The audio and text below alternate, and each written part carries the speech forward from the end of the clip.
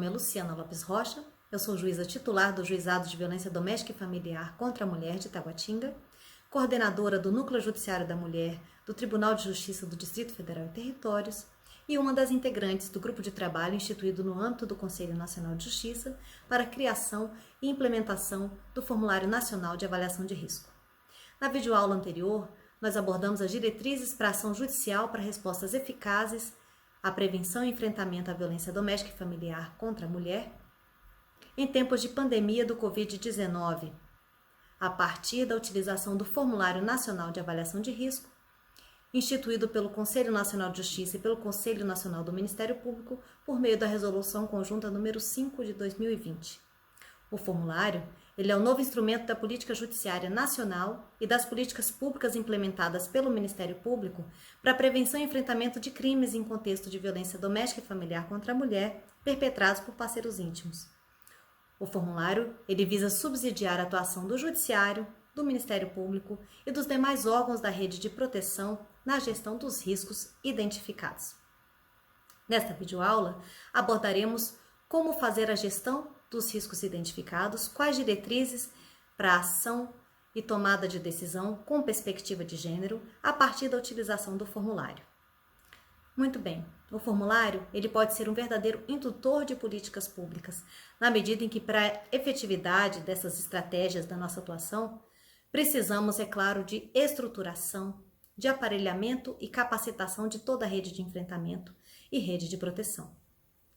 A ONU Mulheres destacou preocupação com os obstáculos que podem ser enfrentados pelas sobreviventes da violência para fugir das situações de violência e para acessar ordens de proteção que salvam vidas ou serviços essenciais, em razão dos fatores como restrições ao movimento em quarentena. Então, quando se fala desse estado de emergência,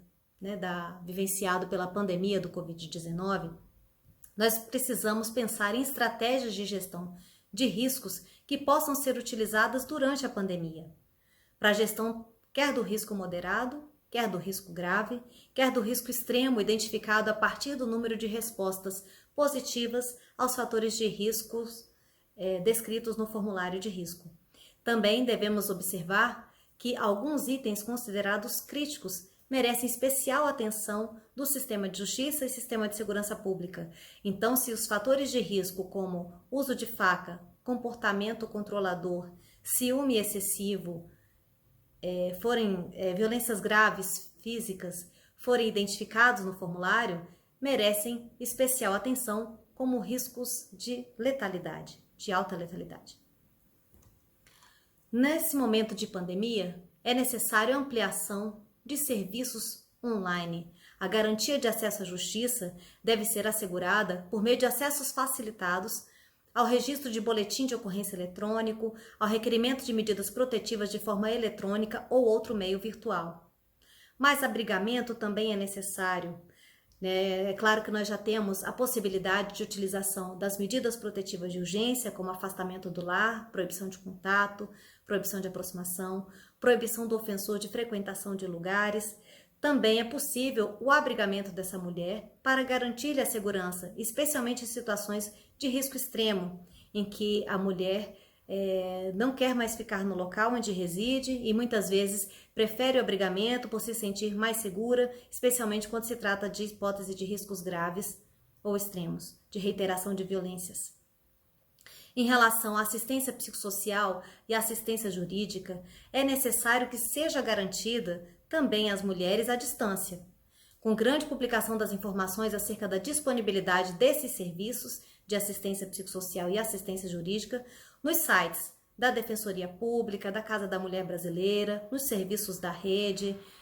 tanto disponibilidade também no site do Tribunal de Justiça e do Ministério Público. É muito importante que por meio das coordenadorias estaduais das mulheres em situação de violência doméstica e familiar se possa ser feito um mapeamento da rede de proteção e é um importante acesso que esse mapeamento da rede esteja no site dos tribunais de justiça para a localização desses serviços e identificação de onde encontrá-los, de quais os canais de atendimento à distância.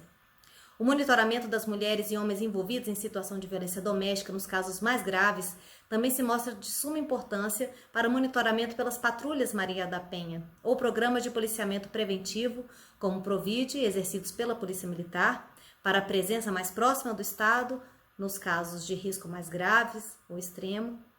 para que se possa fiscalizar o cumprimento das medidas protetivas de urgência.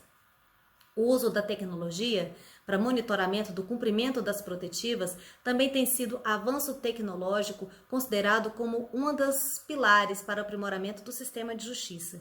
Então, aqui surge de extrema importância parcerias para incremento, para utilização de meios tecnológicos, parcerias entre o Tribunal de Justiça, o Ministério Público, o Sistema de Segurança Pública, para a utilização de tornozeleiras eletrônicas, aplicativos, botões do pânico, todos aplicativos voltados para o uso da tecnologia para a garantia de segurança dessa mulher.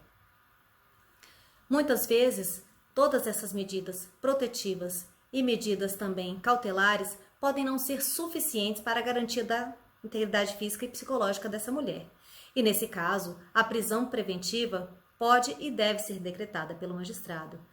Aqui deve-se observar as diretrizes da recomendação número 62 do CNJ, editada em 17 de março de 2020, referente à adoção de medidas preventivas à propagação da infecção pelo Covid-19 no âmbito dos estabelecimentos penais. Então, essa recomendação, ela objetiva a redução do fluxo de ingressos no sistema prisional durante a pandemia, devido à situação de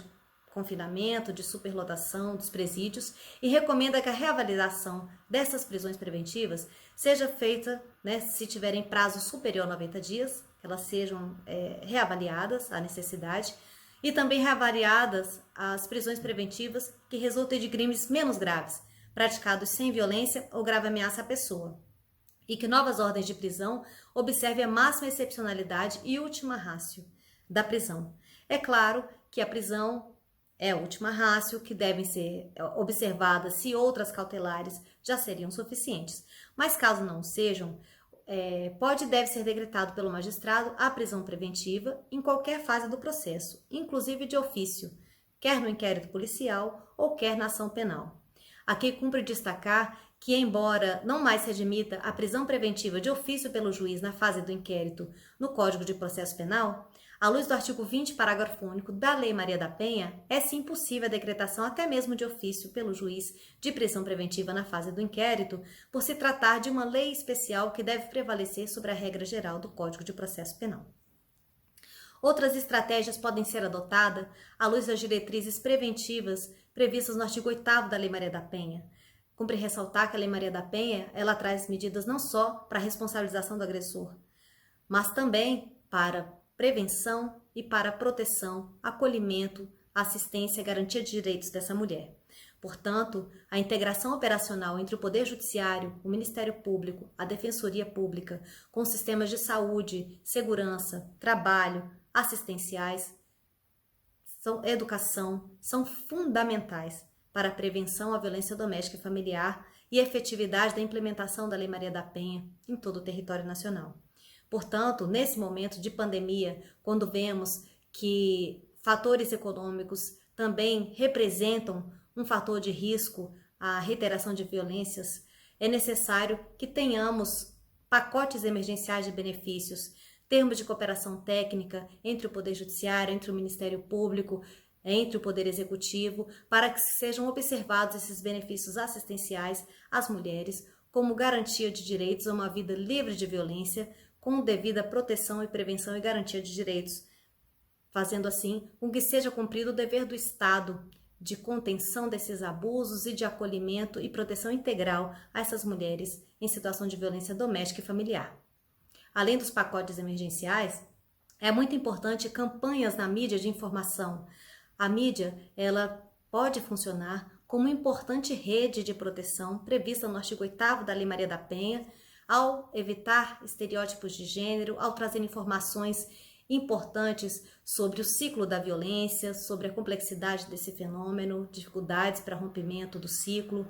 Pode também trazer informações importantes sobre os serviços de denúncia e acolhimento existentes na região, informações sobre serviços de orientação à distância, Ligue 180, serviços de telefone e emergência, o 190, campanhas explicativas sobre o ciclo da violência e sobre a importância de rompimento do silêncio pela vítima.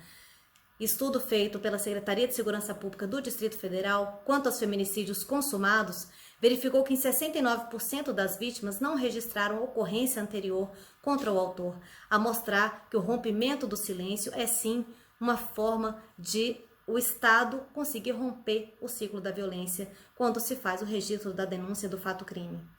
Bem, o que se espera durante esta pandemia e também pós-pandemia é um Estado mais presente, mais atuante na contenção da violência doméstica e que haja um incremento e fortalecimento das políticas públicas de prevenção primária, secundária e terciária, a partir da adoção de estratégias mais abrangentes, com perspectiva de gênero. Já tivemos um grande avanço com a ampliação dos recursos tecnológicos, com a ampliação dos serviços online, que espero seja um caminho irreversível. Um grande ganho para a garantia de acesso à justiça. O uso da informática e dos meios tecnológicos, dos atos e comunicações processuais têm sido buscados especialmente durante a pandemia, para maior garantia de acesso à justiça e melhores resultados no serviço do judiciário, o que representa grande revolução. Parafraseando Débora Diniz, o que se espera pós-pandemia é uma sociedade com valores mais feministas. Bem, colegas, espero ter contribuído para subsidiar a tomada de decisão para respostas eficazes na prevenção e enfrentamento à violência doméstica e familiar em tempos de pandemia do Covid-19. Na próxima aula, vocês ficarão com a professora Regina Lúcia Nogueira, neurocientista e psicóloga, que abordará o tema importantíssimo da saúde e violência doméstica e familiar contra a mulher. Ela abordará os agravos do impacto da violência doméstica sobre o cérebro devido aos estressores traumáticos adicionais da pandemia do Covid-19.